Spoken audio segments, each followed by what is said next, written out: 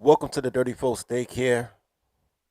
I am your tolerologist, Dirty Folks, and I appreciate y'all being here today. I'm trying something new with the audio, so hopefully you guys can hear me. If y'all can't hear me, it's gonna be a real short show.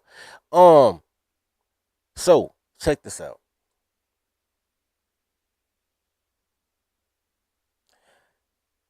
Once upon a time, I was speaking to my dad, and I was like, "Bro, the way you move around these toddlers, you make me feel like Unconquo." For those who do or don't, Okonkwo is the main character of the book Things Fall Apart. I didn't know if he'd get the reference. He did immediately. Cool. For those who didn't, we're gonna go through um a quick tutorial of Things Fall Apart. So this ain't me. This Thug Notes. Shout out to Thug Notes though, because Thug Note. You know what? I'm gonna say that after we watch this. This is real quick. They do a great job, great synergy of bringing everything to fold really quickly, telling the whole story. Let's go. Dog. This week we keeping it together with Things Fall Apart by Chinwe Achebe. Okonkwo got one of the illest reps of any hood in the Nigerian Umofia clan. But being a high baller don't run in the family. Everybody know that Okonkwo's daddy was nothing but a broke-ass scrub. And now Okonkwo gotta be a hard-ass hustler to shake off that family shame. When some fool murks a dame from Umofia, Okonkwo gotta take care of his boy Akimafuna to make everything cool between the clans. Okonkwo got mad love for this kid, even though he don't show it. And it ain't long before Akimafuna starts calling Okonkwo daddy. Then one day the Oracle say that fool Akimafuna gotta get put in dirt. Some geezer named Izudu tells Okonkwo he best stay away from that mess, cause no matter how much of a badass thug you are, killing your own son is whack. But Okonkwo Let's don't. pause right there real quick because it gets into a different plot. The beginning of Things Fall Apart is a dictation of how weak Unconkwo's father was and how he felt like he had to overcompensate to make the family name mean something. How he was busting his butt to make people respect the last name. There's, you know what, now that I think about it, now that I think about it,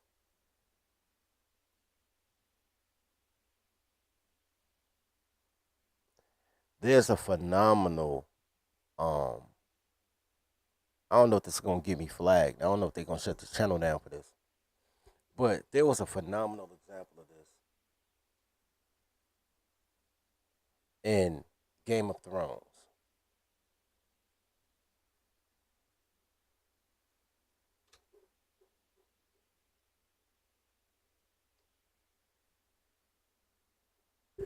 There was a conversation between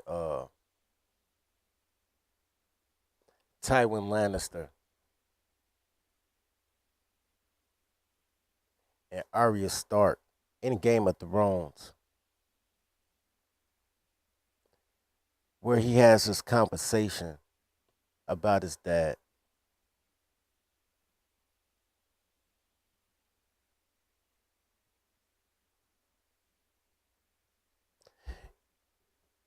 Yo, put it one in the chat for me.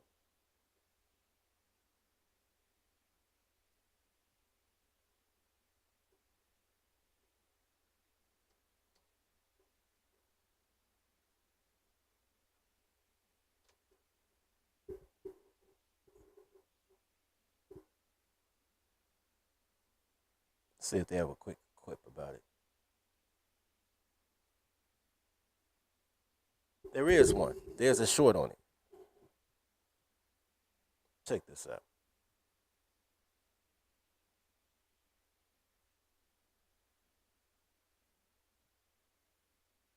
Why Tywin hated his father. Tytos Lannister was Tywin's father and ruled as Warden of the West and Lord of Casterly Rock. He was nicknamed the Laughing Lion for his jovial and friendly nature, a far cry from Tywin's cold, ruthless persona. Tytos was never meant to rule, being a third son, but fate had other plans, and when his two elder brothers perished in battle, he inherited Casterly Rock from his father. Tytos was weak-willed and eager to please, allowing merchant sailors reduced taxes and granted loans to his bannerman who was secretly plotting to overthrow him. He was a poor political mover, arranging odd betrothals for his children that offended his more powerful bannermen, specifically the Tarbecks and the Rains. Tywin watched from the sidelines, frustrated by his father's ineptitude, until the War of the Nine Penny Kings, where Tywin gained the confidence to return House Lannister to glory by brutally destroying House Tarbeck and the Rains, who rose in defiance. The only lesson that Tywin took from his father was to mistrust laughter, which forged him into a hard man.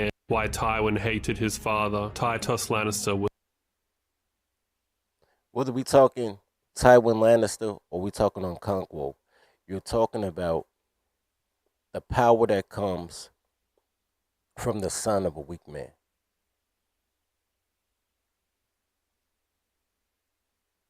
The entire baby boomer generation was weak.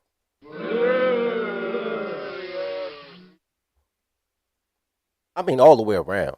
No matter what ethnic group you're from, the baby boomer men had to be one of the weakest generations ever made. And because they're weak, now they're trying to overcompensate and they might blow up the world because they just dumb. They dumb and weak. There is a great video about the 1970s. And the reason I'm saying the 1970s is because that is the boomer heyday. That is when they were in their prime. They were born in the mid 40s to early 60s. So the 1970s is when they had their glow. There's a video about this. There's several actually. One's about 1970s in general. The other's about the 1970s for Black America. I'm going to show the one from the 1970s in Black America, but I'm not going to show the whole thing. I'm only going to show like two little parts. Mostly because you can encapsulate the whole decade as far as Black people go in 50 seconds. And second of all, there's a hilarious part in the middle that's like 30 seconds long, and I want to share that with y'all. But this is the 1970s in a nutshell. Was a fertile landscape for Black culture to evolve, grow, and begin penetrating the mainstream.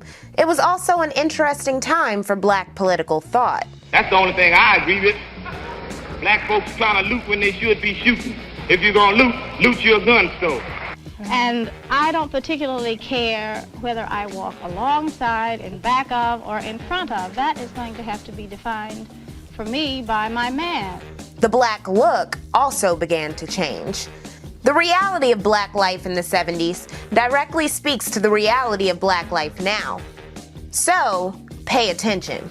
Another leader ain't gonna do nothing but get ripped up again, send to prison, or get shot or something. We'll get more and more and more. Hey man, how far can we go? That's a great place to stop. The 1970s for Black people, according to the Tyler that produced this, is basically aesthetic. It's aesthetic. That's all.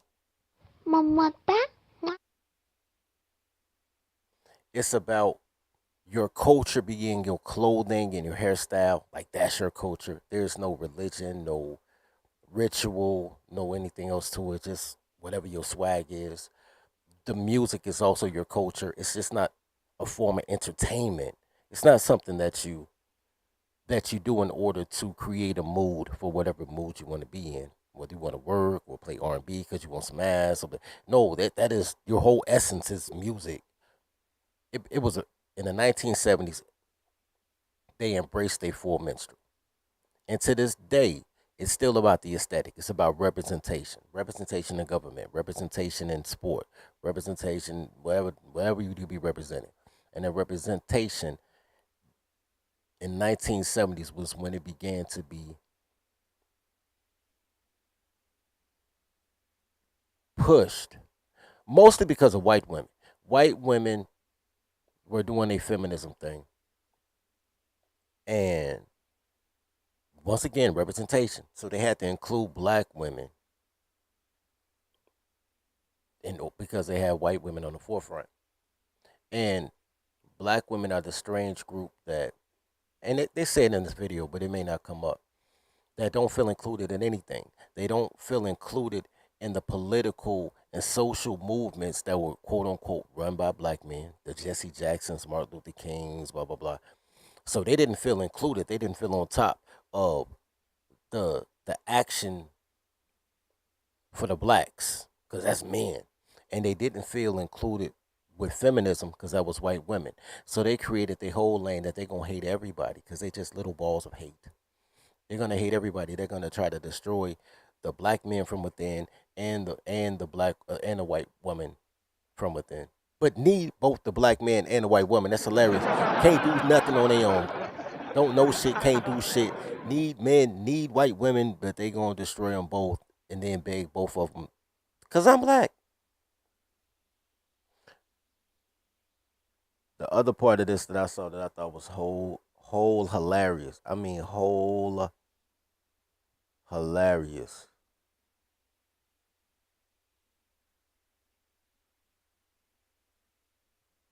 Now I ain't gonna talk about the feminism part because I don't care about that. Is the welfare piece. And the welfare piece isn't funny on its own.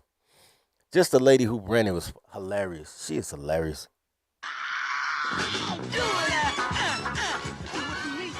The National Welfare Rights Organization, though established in 1966, started being headed by a poor black mother of 6, Johnny Tillman, in the 70s. Stop. Pause. I saw this photo and the first thing I thought was like, this short, fat, black, broke bitch. Look, I know there's somebody grandmother right now, but that was my first impression. Like, yo, how is she running the whole welfare piece? But then Johnny spoke. Johnny Tillman spoke. Started being headed by a poor black mother of 6, Johnny Tillman, in the 70s. Back when she met with Martin Luther King in 1968 to hear his plans for the Poor People's Campaign, she and the other welfare mothers in attendance were upset that he didn't include their concerns. She asked him questions about welfare that he couldn't answer and quipped, "You know, Dr. King, if you don't know about these questions, you should say you don't know, and then we can go on with the meeting." She went on to explain, "I'm a black woman, I'm a poor woman, I'm a fat woman, I'm a middle-aged woman, and I'm on welfare. In this country, if you were any one of those things, you count as less of a human being. If you're all of those things, you don't count at all." Future. I'm gonna bring that back. It's a self-realization for me. It's a self-realization for me. A black woman, a poor woman, a fat woman, a middle-aged woman on welfare with 6 kids.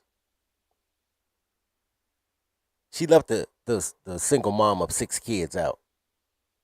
But 6 kids. Which says 2 things. Number 1, she's fertile. But number 2, y'all niggas will fuck anything. Hell no, to the no, yeah.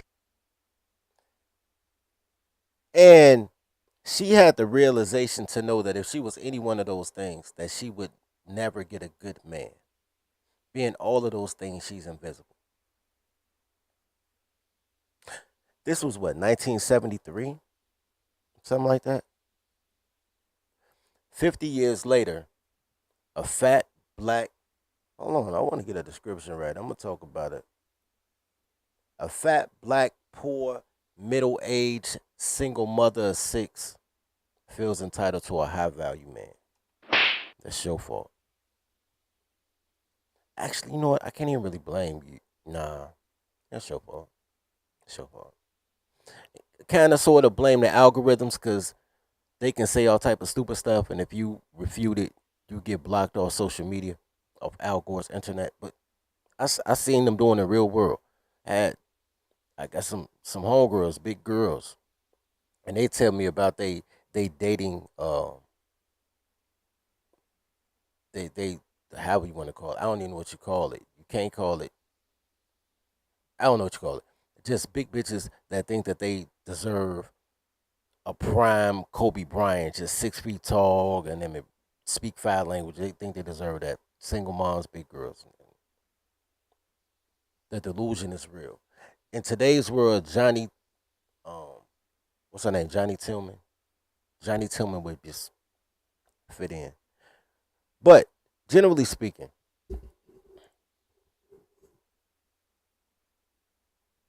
the baby boomers shirked all responsibility. The baby boomers, in their prime, in their day, in their time, they think their time never runs out either. I hate that shit. 70 years old, still think they're a player in the game. But in their prime, in their time, everything they did was minstrel. There are a couple of, they wanted to be radicals. They wanted to join, they wanted to tribe up, but they have absolutely no ability to tribe because, number one, they didn't do it correctly. Number two, they kept including girls, and girls kept messing up their stuff. So you had Black Panthers, you had the Pan Africanists, you had uh like all these organizations that they built themselves. None of them lasted. None of them lasted to the 1980s. By the time I was a kid, cognizant of my thoughts, they were gone. People blame COINTELPRO. People can blame the FBI. No, no.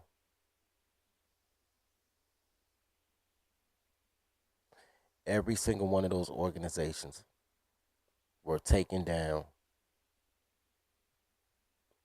by boomers, created by boomers, taken down by boomers. The boomers that had the influence, because can't say all people, this is not all moment.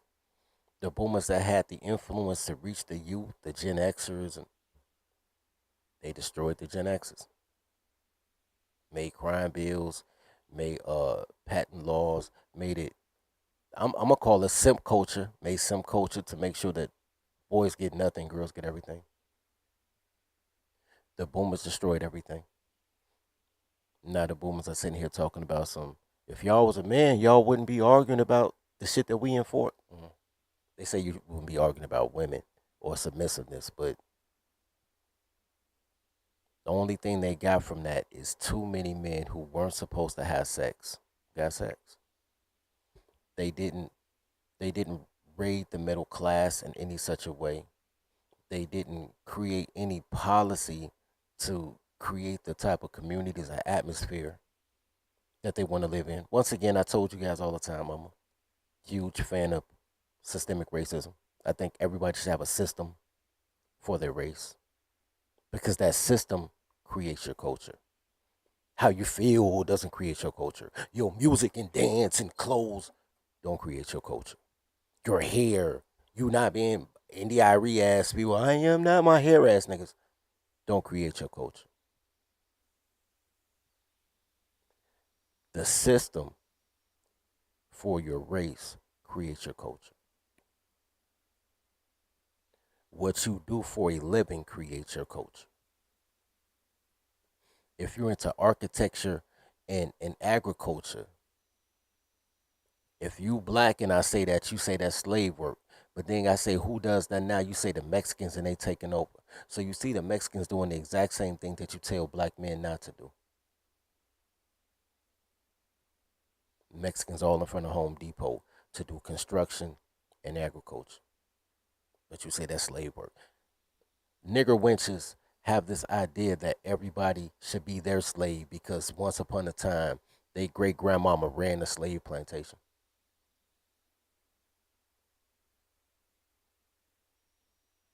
Now they want Asians to do their nails, Africans to do their hair, Mexicans to do their lawn, black men to take care of other niggas' kids, to play basically homekeeper. While they talk about how they independent. And niggas is rolling with that shit. And the niggas that don't roll with that shit, they get money.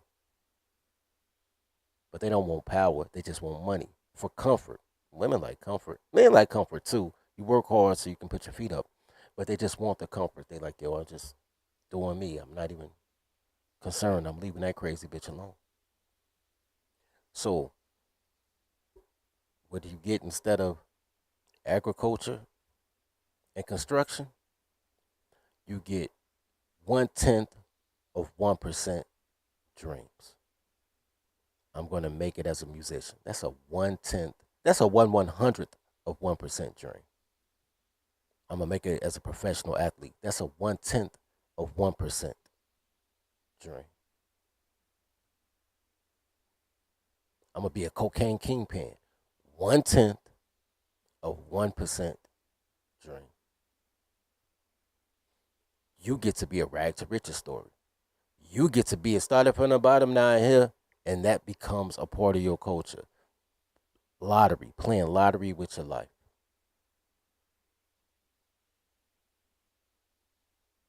All because you listen to men who grew up listening to women with clothes on. What's poppin', Izzy? So, go back to this real quick. So, under the ONKONKWO Act, under the ONKONKWO Act, ONKONKWO dad was weak. So he decided to be strong.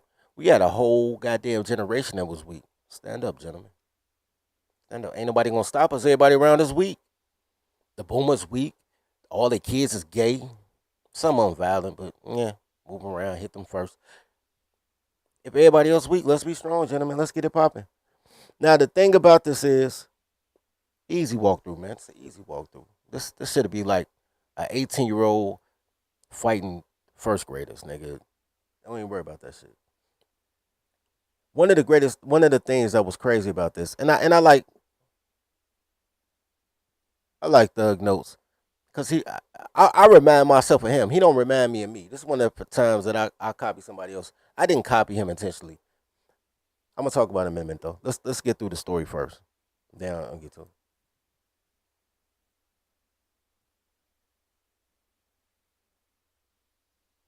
You finna hit me with the commercial?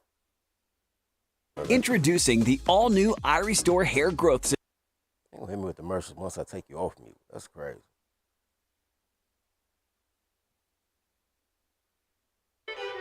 And then rewind me at that. It's crazy. One day, Grendel finds himself chilling with a dragon sitting on a fat stack of bling. Not only, pause. Not only did they hit me with a commercial, they sent me to a whole different video, man. That's crazy. That's crazy.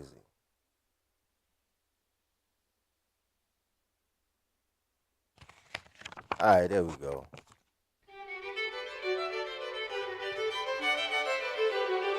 Yo, what's up, dog? Everybody know that ONKONKWO's daddy was nothing but a broke-ass scrub. And now Everybody know ONKONKWO daddy ain't nothing but a broke ass scrub. How many of y'all got parents or the dads that or the granddads that was on crack or whatever, and you grew up to be a great, upstanding young man? That story not new, but ONKONKWO overcompensating just like Tywin Lannister and everybody else. ONKONKWO got to be a hard-ass hustler to shake off that family shame. Now this is what happens. This is where I want to go with it. So ONKONKWO laid the murder game down on accident. He accidentally irked somebody, and they made him leave for 7 years. We're gonna start right here. ONKONKWO's dad accidentally busts a cap in Izudu's son. So ONKONKWO and his family get booted out of town for 7 years. While he gone, a bunch of Bible-thumping crackers roll up to Umofia trying to convert homies all over town. Soon they got a whole new government up in this piece. Damn! When ONKONKWO gets back home, he all like, man, who are these honkies?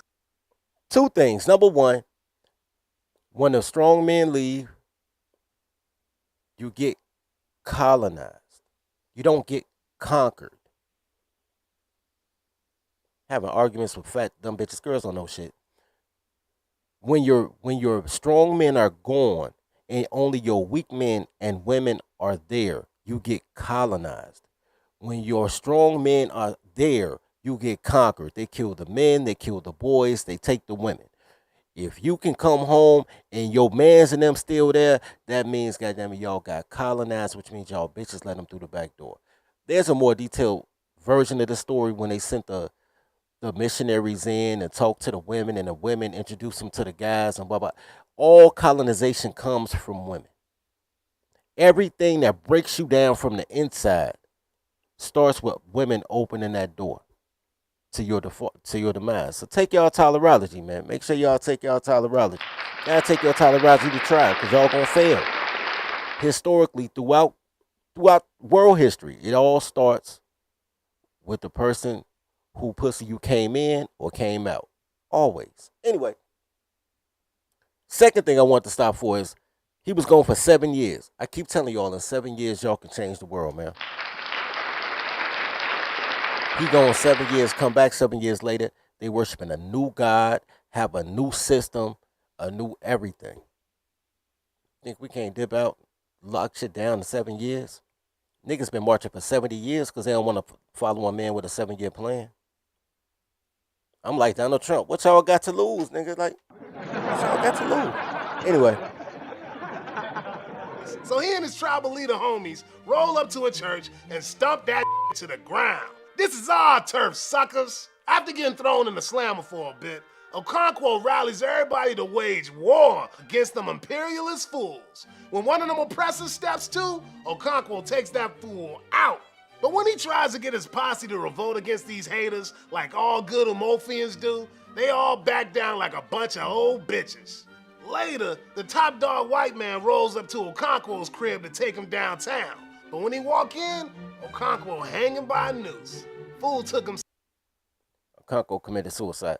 So he leave, come back, niggas took over his turf. He like, I ain't going, nigga. GD, man, everybody get down and lay down. And he about that life. He about that action, boss. You know what I'm saying? Nigga, I ain't going, nigga. My daddy was a pussy, but not me, nigga. I come back, everybody a pussy? All y'all niggas bitches? Where my hitters at? Fuck this shit. I ain't rather die than go to jail. Killed herself. I ain't saying the last part. But I do understand the death before dishonor. I do understand that. I have seen people say, man, they rather ride it out. ONKONKWO individually tried to put the team on his back. Literally tried to put the tribe on his back. He left for a hot minute.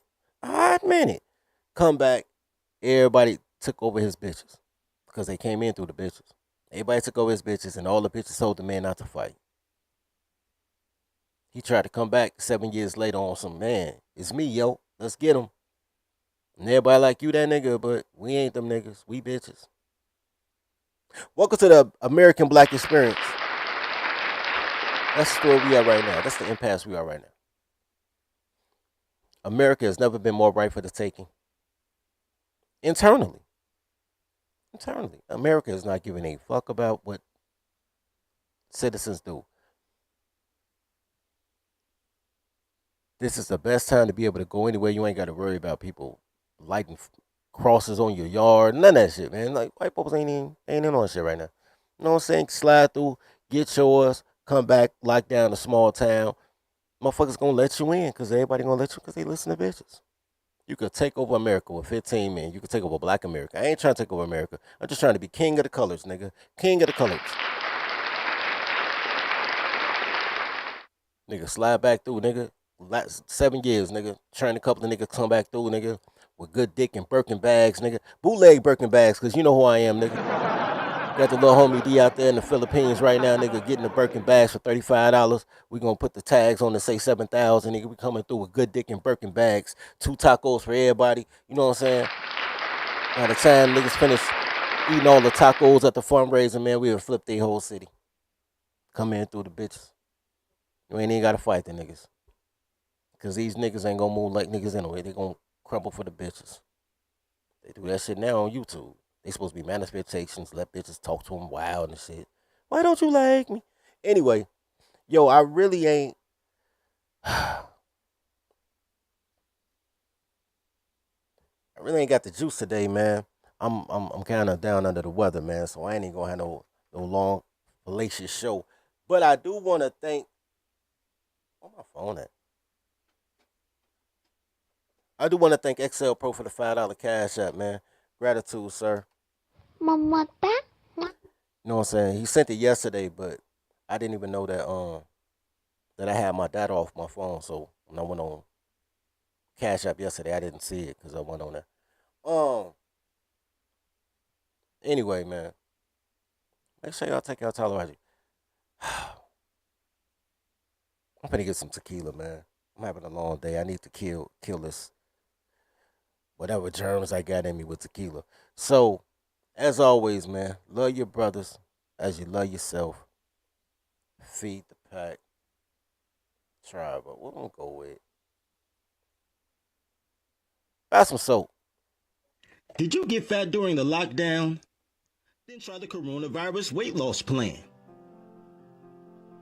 Go from this to this. I lost 25 pounds on the corona weight loss plan. It's simple. First, get tested for corona. Son of a bitch! Then quarantine for 14 days and wash your hands with No-Show organic soap. It's that simple. You can go from this to this. I lost 32 pounds with the corona weight loss plan. The coronavirus is available everywhere. Warning, don't try corona if you live with old ass people because you will kill their ass. Grab your soap from No-Show Organic.